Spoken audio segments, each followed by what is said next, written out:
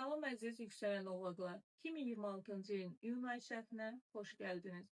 Kiçik bir xatırlatma edim ki, proqnozlar hər zaman yüksələn bürcə görə hazırlanır. Yəni siz yüksələn oğlaqsınızsa, tam olaraq doğru yerdəsiniz. Əziz yüksələn oğlaqlar, 21 iyuna qədər Günəş əkizlər bürcündə olacaq. Yəni sizin 6-cı evinizdə. Bu o deməkdir ki, ayın 21-nə qədər diqqətiniz əsasən iş həyatı, gündəlik rutin, iş mühiti və sağlamlıq mövzularında olacaq. Çox işləyəcəyiniz və biraz yorulacağınız bir ay görünür. İşlə bağlı gündəmləriniz çox olacaq. Karyera mövzularınız hərəkətli olacaq və ümumilikdə çox məşğul bir dövr sizi gözləyir.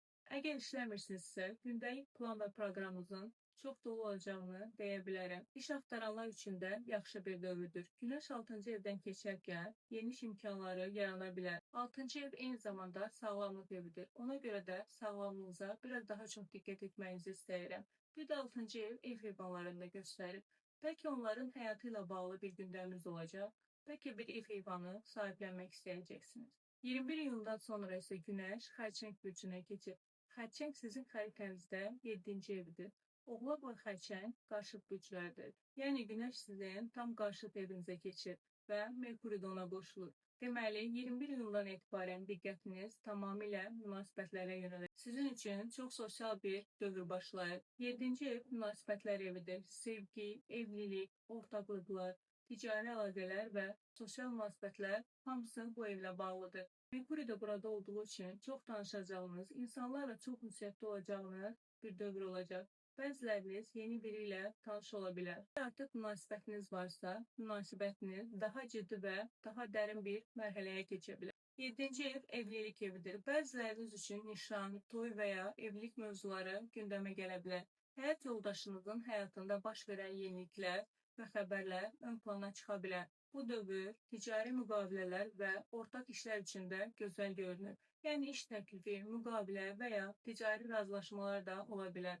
Amma burada diqqət edilməli bir məsələ var. 29 iyundan etibarən Merkuri retrosu başlayır və bu sizin 7-ci evinizdə olacaq. Bu isə münasibətlərdə biraz qarışıqlıq yarada bilər. Əgər evlənmək, müqavilə bağlamaq və ya imza tələb edən bir işiniz varsa, mümkün qədər 25 iyuna qədər həll etməyə çalışın. Xüsusilə toy və nikah mövzusunda buna diqqət edin.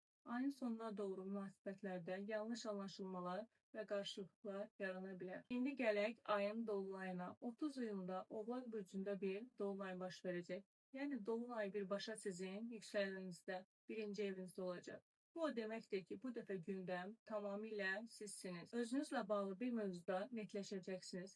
Bir qərar verəcəksiniz, bir planınız aydınlaşacaq. Bu dolunay sizi, planlarınızı və qərarlarınızı ön plana çıxaracaq. Uzun müddətdir qərarsız qaldığınız bir mövzu varsa, artıq nə edəcəyinizi daha dəqiq biləcəksiniz. Birinci ev sağlamlıq və xarici görünüş evidir. Bəziləriniz sağlamlıqla bağlı bir mövzuda nəticə ala bilər, bəziləriniz isə xarici görünüşünüzlə bağlı qərarlar verə bilərsiniz. Saç, stil, estetik dəyişikliklər kimi mövzular gündəmə gələ bilər.